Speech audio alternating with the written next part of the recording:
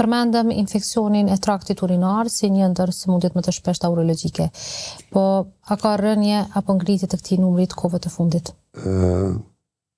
Të drejtën, tash me rritjen e standardit jetësor në mbar njerëzimin, nuk mund të them që ka ngritje, mi po në literaturë shkruan se mbi 150 milion njerëz brenda vitit kanë një epizod të smundjeve urinare, gjithsesi infeksionit traktit urinar. Varësisht prej standardit, po thënë tash, është rritje standardit, kemi banjo më shumë, ujë, mjete higjienike e tjera, por vedia e qytetarit ka fillu më rrit, edhe për ata arsye ndoshta edhe incidenca do të jetë më e vogël viteve në vijim. Po çka shkakton këto infeksione urinare? Cilët janë faktorët që shkaktojnë këto? Edhe si ti trajtojmë? Ka shumë faktorë të cilët ndikojnë në infeksionin e traktit urinar.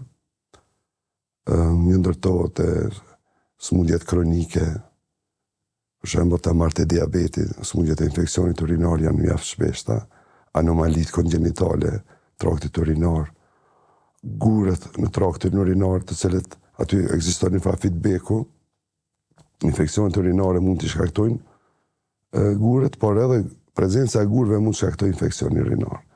Prandaj këta janë një ndër faktorë që mund të ndikojnë. Edhe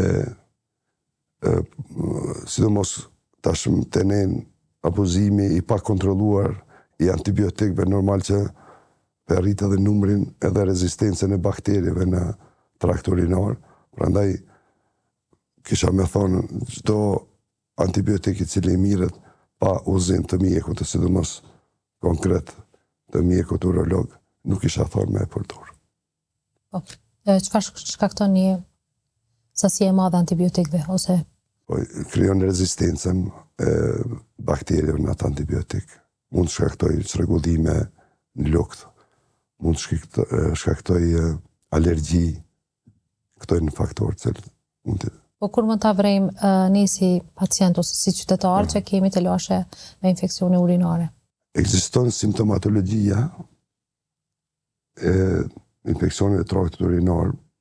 Një ndër to mund të jetë çrregullimet urologjike si dizoria apo djegja, dhimbja gjatë urinimit. Mund të jenë edhe temperaturë, dhimbje barku, dhimbje në pjesën lumbale, më thonë ka shpinda, dhimbje në pjesën suprapubike apo mbi fshikës, gjakderdhja, hematoria, si e quajmë ne. Ato janë simptomet të cilat pacientin e detyrojnë pastaj të kërkojë ndihmë te